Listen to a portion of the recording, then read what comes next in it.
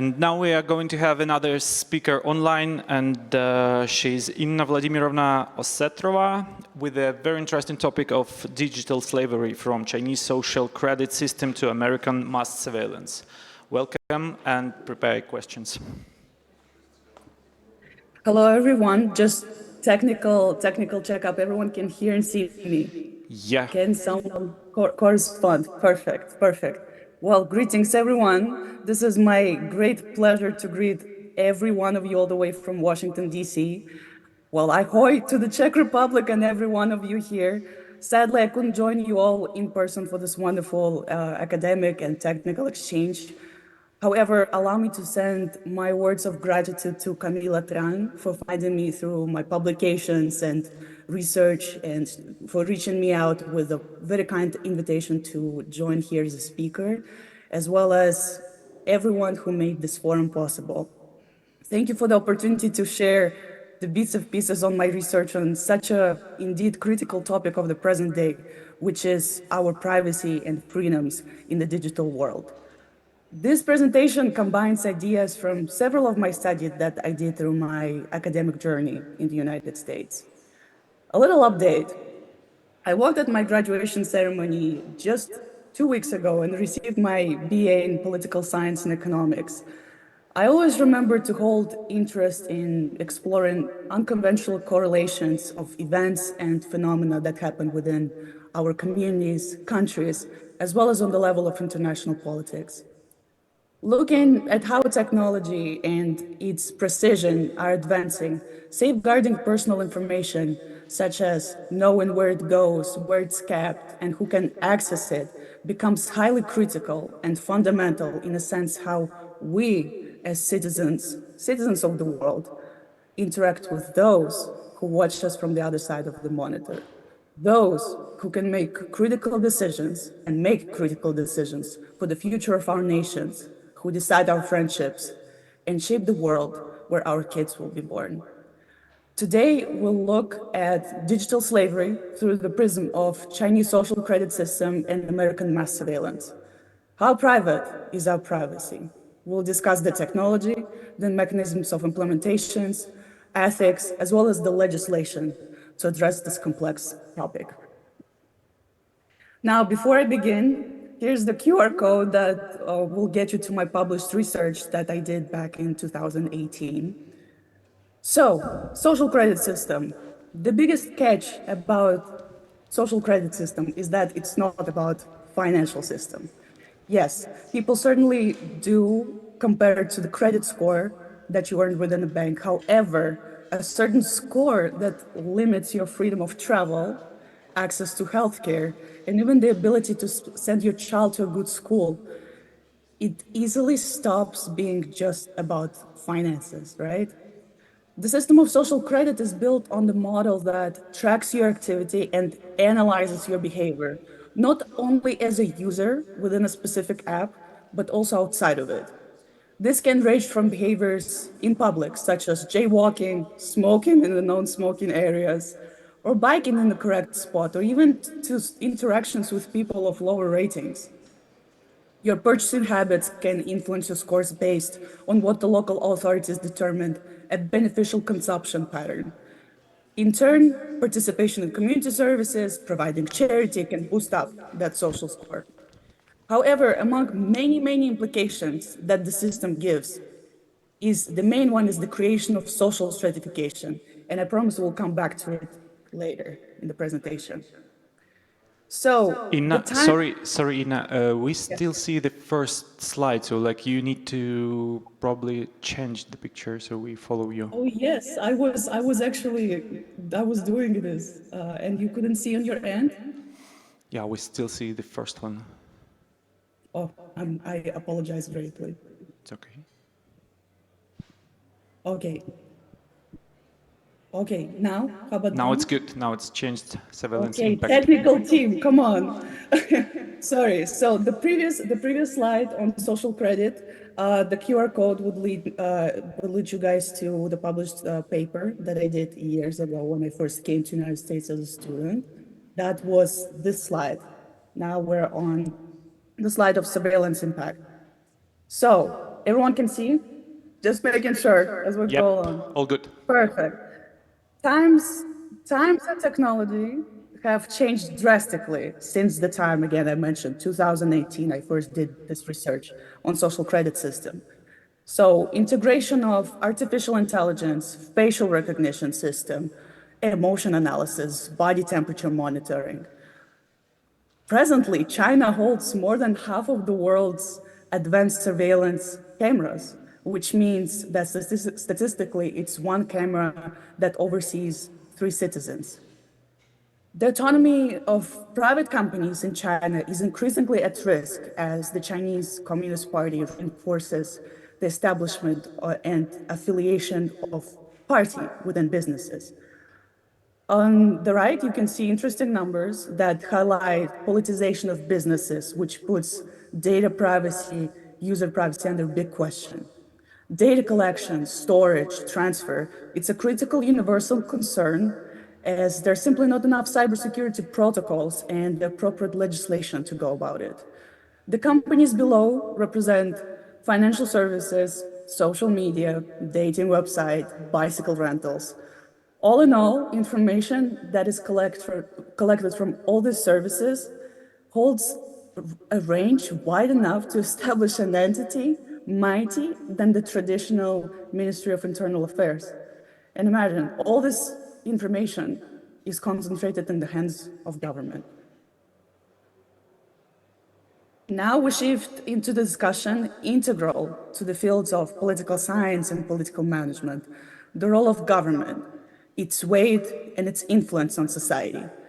This phrase has been attributed to Adam Smith, and I feel great obligation to cite it for all of you here. Every sheep thinks that the shepherd is a genius, and the dog, the protector of the flock. Even the owner and the dog eat more sheep than the wolves do. Economics of Slavery. Such was the title of my senior thesis that I presented at my university. As previously, you can scan the QR code to get to that publication. Within that research, my goal was to build the historical outlook on the expanding power of government and with how slave labor was built historically to benefit the political class. So when we get to the fundamentals of the social contract, exclusively discussed in the Enlightenment period, the word contract seems highly controversial, knowing what we know about cybersecurity and having what we have with the growing and expanding governments in place. Earlier, I promised all of you to revisit the matter of social stratification. Long before the Enlightenment thinkers like Locke and Hobbes, there was a subtle, but there was indeed an understanding that contract primarily benefited one party, which wasn't the general public, it wasn't people. So how many of you actually get to read 70 pages or more of terms and conditions when you download a new app or upgrade the system? I do hope, however, that you get to read the contract when you sign your rent. But what about the terms and conditions of our digital activity, our digital obligations, expectations, our digital traces? Why would signing this contract carry less of your consideration? Oftentimes, we're even forced to agree to terms to proceed to reading an article or accessing a certain website. This is where it gets obvious that the contract needs to be substituted by something more versatile, something that can be called consensus. Do you feel the difference between the word contract and consensus? With the increasingly digitized world that we live in as ours, much of the political and social history has become transparent and accessible. I'm dropping another QR code here, bear with me, that will lead you guys to another research that I did on blockchain versus the US Supreme Court, where I discussed that historically, the judges of the court were appointed, added, subtracted, and their number always varied throughout history. To do what? To serve and carry out the agenda of different presidential administrations. And those are the people whose role is to interpret the Constitution with impartial mind. And what still appears to be a consequence. The correct term to put here is court packing, is a big topic within the United States. As I mentioned in the very beginning, the social credit system is not just about finances, as it encompasses much more, much broader phenomenon. And banking in its traditional form has low chance of survival in this world of innovation. And Henry Ford said that if people had indeed understood our banking and monetary system, maybe the world would already start a revolution. Guided by the ideology of this forum, Ethereum, and embracing innovation, we, as young researchers, developers, tech people, we're working on crafting a new world that will be consistent with the technology that keeps evolving. Certain systems, laws, mechanisms, cultures, trends, they do have a tendency to get old and inapplicable as they fail to correspond to the reality and the new needs of populations, the new populations. Media ownership. Now, as we transition into the second part of this presentation, let me have the privilege of citing you the very first amendment to the United States Constitution. Congress shall make no law respecting an establishment of religion or prohibiting the free exercise thereof, or abridging the freedom of speech or of the press, or the right of the people to peacefully assemble and to petition the government for redress of grievances. Let us focus on the freedom of the press, the freedom of journalism, that is a sacramental piece to American system of governance. Besides the checks and balances of the government, of the three government branches, there needs to be an independent entity that can balance out the government by asking critical questions and navigating the political narrative, the complex narrative of the present day. Now, let me walk you through the evolution of media regulation and how it eventually impacted journalism. The 1934 Communications Act laid the foundation for-profit broadcasting system. With advertising money pouring in, corporate networks pressured Congress to uphold profit as the basis for American broadcasting. Fast forward to the 80s, Reagan's deregulation policies removed government controls, which led to the rise of media conglomerates that prioritized profit over journalistic integrity. Another transformation is Gary Webb's Dark Alliance, where he's exposed the CIA's involvement in drug trafficking to fund the Nicaraguan contracts. In an internal document that was only declassified in 2014, the CIA described how they intended to discredit this journalist, Gary Webb, and his reputation. And subsequently, 2 bullets in his head were claimed to be suicide. Well, and to something more recent, just last year, imagine 5 newspaper companies closed every 2 weeks in the United States. Half of the American counties are now considered news deserts, as they either have no local news source or just one, which is typically a weekly newspaper. Well, today, corporate influence on media is more pronounced than ever before, with financial giants like BlackRock, Vanguard owning significant portions of media landscape. And all of this creates a conflict where the freedom of press lacks its true freedom. Moving on. In political topics, we put forward an emphasis on studying power. In this case, it is an exponentially growing power of governments. Within the discussion of our digital freedom and privacy, it would be a mistake to skip citing Snowden, where every little thing that you do and every habit that this action of yours develops is tracked and kept in the hands of a system whose reach is unlimited and whose safeguards are not. From the first side, such concepts as the shift of meanings, linguistic fallacy, might come or look at us from dystopian novels. And it's only until we start looking at the legislation, the Patriot Act. I will explain you what it is, but you, my dear audience, will judge how patriotic it actually is. The Patriot Act in the United States was a big shift in government powers enacted in response to the September 11th attack.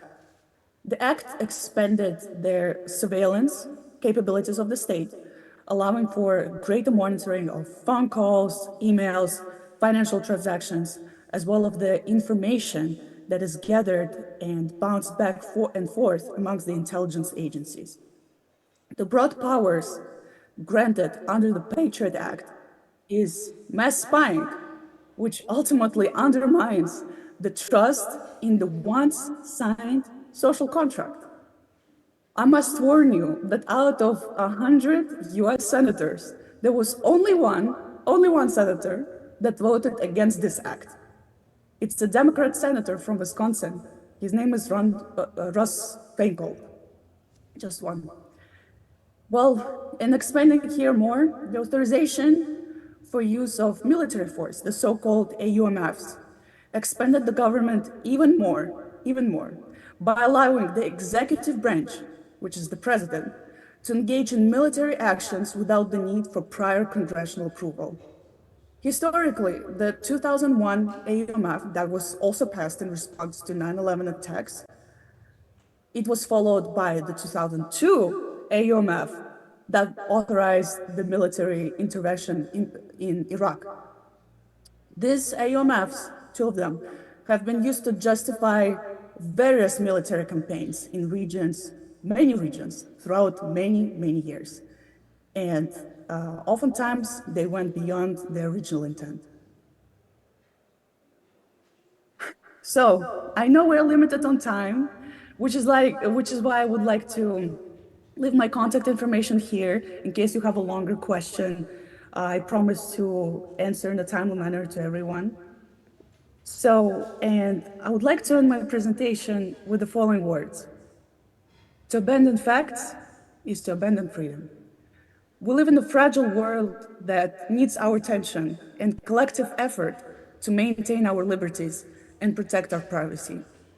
It is crucial that we stay informed, question the powers that govern us, and actively participate in shaping the future that values truth. Dear audience, thank you so much for your time and attention. Happy to be here. Thank you. We still have time for questions if there are any. Let's ask. Yep.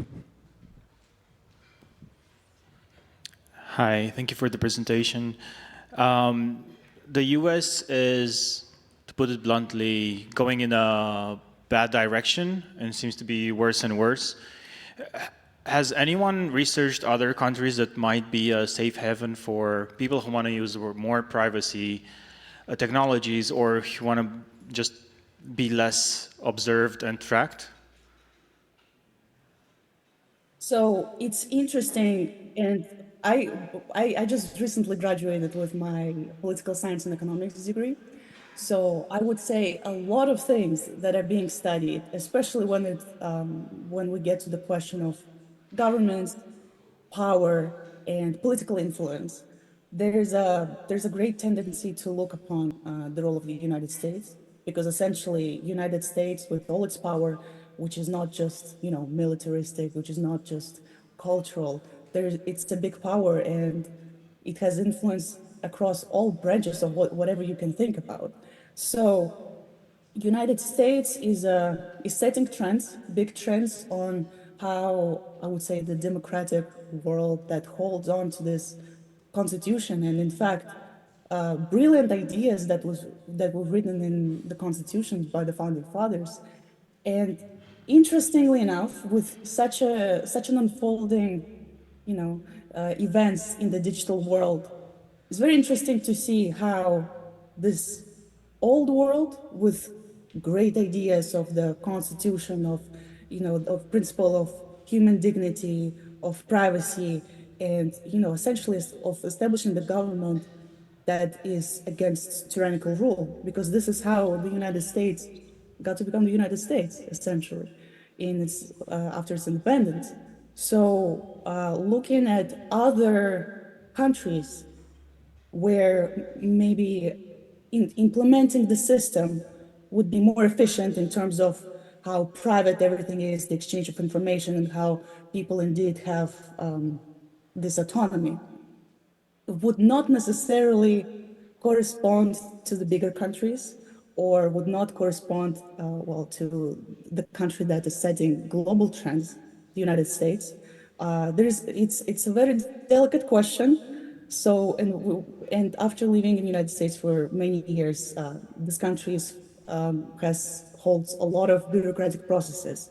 So a lot of things that could be potentially established on the lower level, in the level of smaller countries with their own inner dynamics that are culturally unique, that are unique in many other senses, historical, financial integration, it will of course be different. So I hope that I addressed your question. Nonetheless, it will certainly live in very different and interesting times.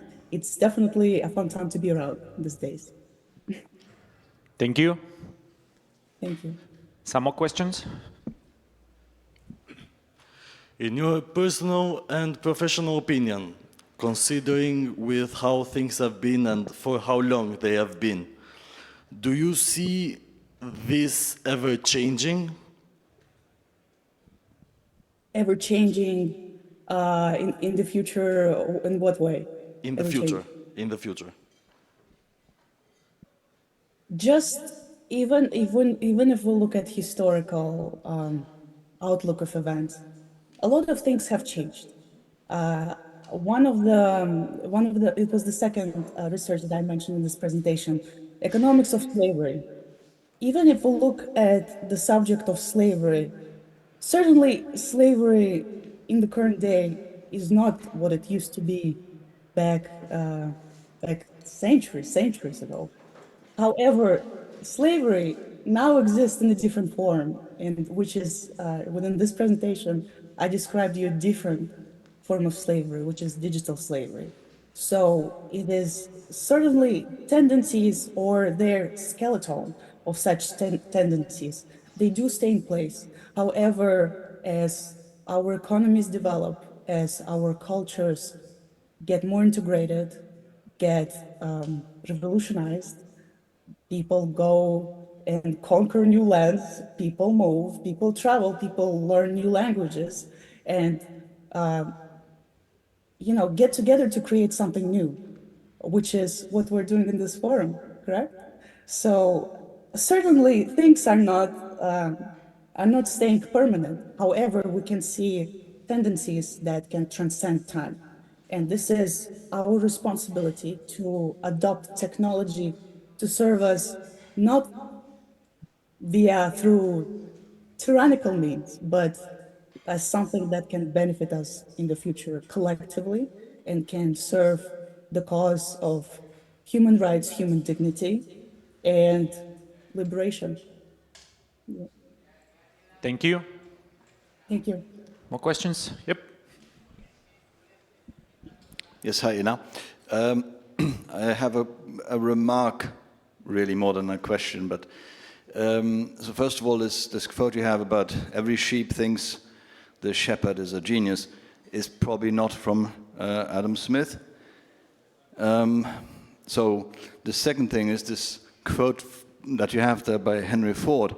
Unfortunately, it's also, as you may know, also used by lots of conspiracy theorists, and mostly it's not, actually, whatever the quote is, it mostly shows that Henry Ford did not understand the financial system, okay?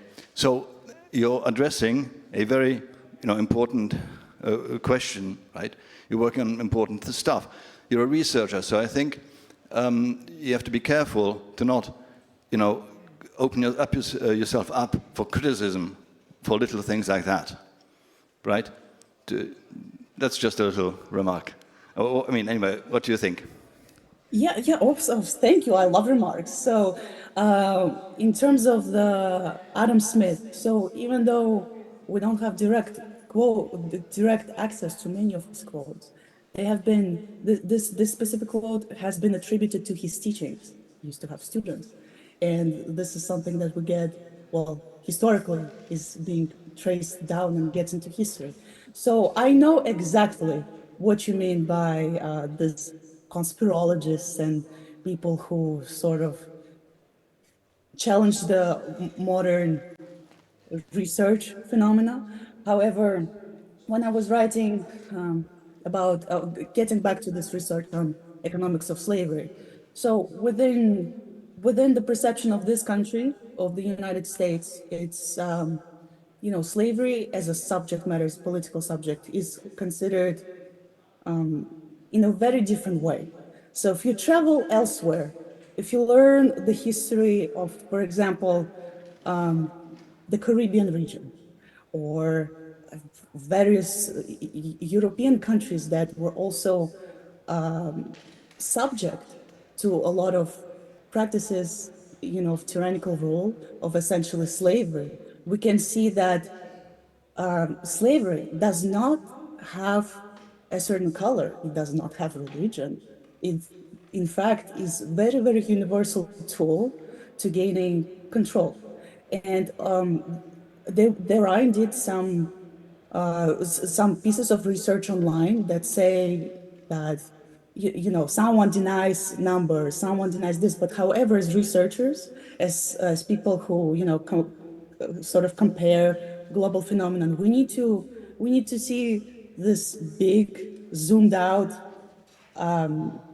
events. So what actually happened? What is something that this source can tell me that I can make sense out of? And back to another quote of Henry Ford. I mean, United States with having what it has, with the head of the Federal Reserve saying, yes, we need to increase the interest rate, keep increasing interest rate, and the oil prices, for example.